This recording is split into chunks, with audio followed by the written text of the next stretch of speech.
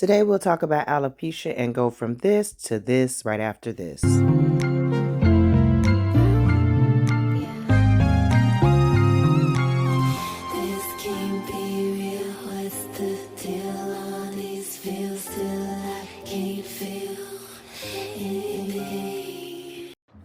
Hey superstars, it's your girl Malika, aka Ms. Magic, back with another video. So today I'm going to be doing a 27 piece on my lovely client, and we're going to talk a little bit about alopecia and the different things that you can do to kind of live with your condition. But first, if you are new here, welcome to my channel. Thank you for coming. Go ahead and hit that subscribe button for me. Give me a big thumbs up if you like this video, and hit that notification bell so you can be alerted when I do post another video. Alright guys, so we're going to get right into this. So did you guys know that more than 21 million females in the US are affected by alopecia? Alopecia occurs for many different reasons and presents in various ways. It can occur suddenly or develop gradually over time. Sudden onset causes include illness, diet, medications, and childbirth. Alopecia that has a gradual onset may likely have a genetic component. The diagnosis of alopecia relies heavily on physical examination by your doctor and a complete patient history. Determining the time frame and pattern of hair loss is important for classification. There are many different types of alopecia. Today we're going to discuss the most 3 common types of alopecia. The first is androgenetic alopecia, also known as female pattern or male pattern hair loss. Androgenetic alopecia is the most common type of alopecia. This is the alopecia that we all see, where everybody's hair is thinning as we get older. This time tells your tale of your hair. If it's going to thin, it's going to thin. If it's not, it's not.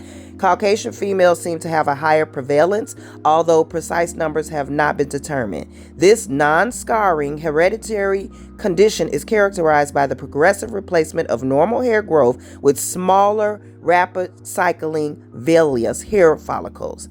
The first sign of androgenetic alopecia in females is a widening part. Their hair may gradually become thinner, which may be evidenced by a smaller ponytail. Unlike males, affected females rarely experience complete hair loss, and their hairlines tend to remain intact.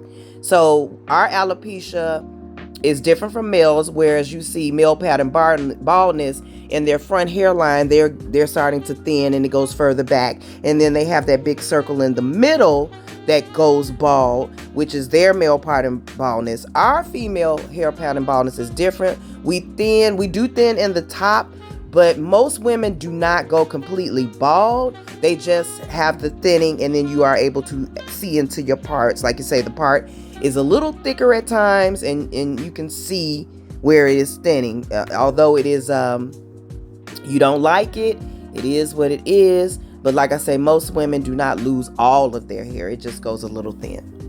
Okay, so the next form of alopecia is the alopecia that I see with a lot of my clients, and this is alopecia areata. This is an autoimmune condition characterized by sudden, non-scarring loss of hair from the scalp or other parts of the body. For reasons that are unclear, the body's immune system attacks the hair follicles. This typically results in smooth, round patches of hair loss. It also can cause loss of hair from the entire scalp or entire body. No permanent damage to the follicles occurs. Consequently, there is a high rate of remission without pharmacotherapy.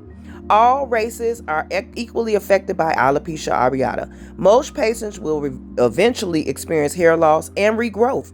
Often patients with alopecia areata will relapse, resulting in more than one episode during their lifetime. Alright guys, so I bumbled through that whole reading, but basically I have a lot of clients that have this, and they'll go through stages of baldness with like spots in their head, and then it'll grow right back like nothing ever happened, like they didn't ever lose their hair, and we'll go back to doing their hair as normal, and then once again the spots will start coming. Now I do have clients that go in for steroid shots to the head. I'm not sure how this works, but it does cause the hair to grow back, but this is not a permanent fix. It will have your hair grow back faster, but I know most of my clients have to go back in and do it over again. And then I have my clients that I've lost over time because hey, baby, they just shaved their hair totally bald, which is acceptable right now. I got a few clients that look beautiful with their shaved heads. I'm talking about gorgeous. And that's what they choose to do. And then I have my client that's right here where I do a 27 piece on a stocking cap. And that works just well, and it's actually better than a wig because it looks a little bit more natural than a wig, and it's a little bit more permanent than a wig, so it doesn't like stick up. So we like to go this route as well. And then the other route is actually wearing a wig or a quick weave, where if you want to wear it longer. But most of my clients with alopecia, they want to wear their hair short. That's just the way it is. But I do have some that do wear lace wigs and regular wigs, and they do just fine with that. So there are different ways that you can combat your alopecia. You have to talk to your doctor and see what works best for you and your body. The third and last case of alopecia that we're going to talk about is telogen effluvium. During stressful times, the body may react by causing more hairs than normal to enter the resting phase. This is a form of alopecia called telogen effluvium. The body sheds a large amount of hair, which generally will regrow in 9 to 12 months without pharmacological treatment. Stressful conditions that can cause telogen effluvium include pregnancy, thyroid disorders, hypothyroidism or hyperthyroidism, systematic lupus, severe infections, major surgery, and deficiency disorders like protein and iron. Certain medications also can lead to telogen effluvium, but spontaneous regrowth usually occurs after the causative agent is discontinued. When managing your hair loss, treatment varies according to the type of causes of alopecia. As mentioned previously, hair regrowth often occurs without pharmacological intervention. In some instances, medications may be warranted. Commonly used pharmacological options include minoxidil and corticosteroids, and other medications are being investigated for use in females all the time.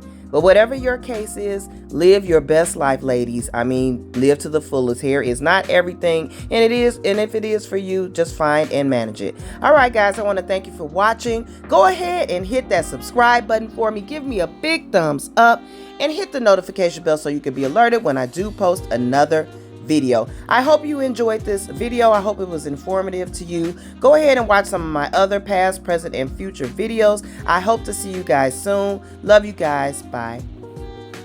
Also, guys, this is her final look. Thank you. Love you.